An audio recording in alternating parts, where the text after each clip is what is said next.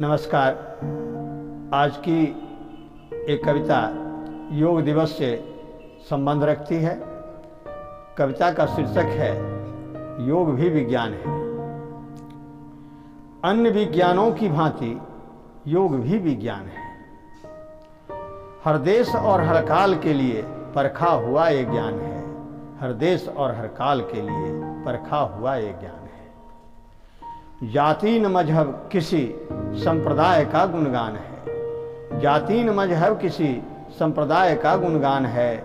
प्राच्य ऋषियों द्वारा अर्जित प्रयोग धर्मी ज्ञान है।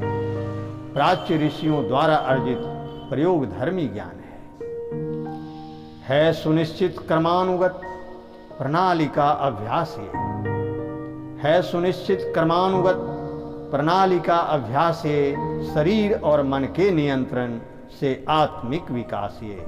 शरीर और मन के नियंत्रण से आत्मिक विकास ये। आत्मा का देह से मुक्ति का उत्तम मार्ग है। आत्मा का देह से मुक्ति का उत्तम मार्ग है। जीव का शिव से मिलन का योग ही सन्मार्ग है। जीव का शिव से मिलन का योग ही सन्मार्ग है। अगली कड़ी है विचारों के स्वाभाविक कोलाहल के समन की राह है। विचारों के स्वाभाविक कोलाहल के समन की राह है। पौर्वात्य और पाश्चात्य लोगों के लिए समचाह है। पौर्वात्य और पाश्चात्य लोगों के लिए समचाह है। हिंदू षड दर्शनों में से योग भी यह एक है। हिंदू षड दर्शनों में से योग भी यह एक है। आर्ष ऋषि पतंजलि के योग सूत्र का उद्रेक है। आर्ष ऋषि पतंजलि के योग सूत्र का उद्रेक है। अगली पंक्ति है चित्त वृत्ति निरोधः का एक संश्लिष्ट आख्यान है। चित्त वृत्ति निरोधः का एक संश्लिष्ट आख्यान है।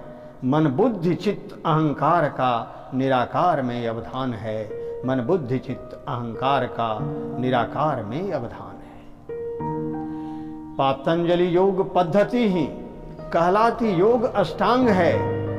साधना की सीढ़ियां हर मोक्षदा की मांग है। साधना की सीढ़ियां हर मोक्षदा की मांग है। यम नियम यासन प्राणायाम यम नियम आसन प्राणायाम प्रत्याहार धारणा ध्यान है। समाधि साधक के अंतिम लक्ष्य का दैहिक ज्ञान है। समाधि साधक के अंतिम लक्ष्य का दैहिक ज्ञान है। और अंतिम कड़ी है विश्व योग दिवस पर योग की। विश्व योग दिवस पर योग की महिमा का गुणगान हो। विश्व योग दिवस पर योग की महिमा का गुणगान हो और जगत को भारतीय देन की जन जन में संधान हो।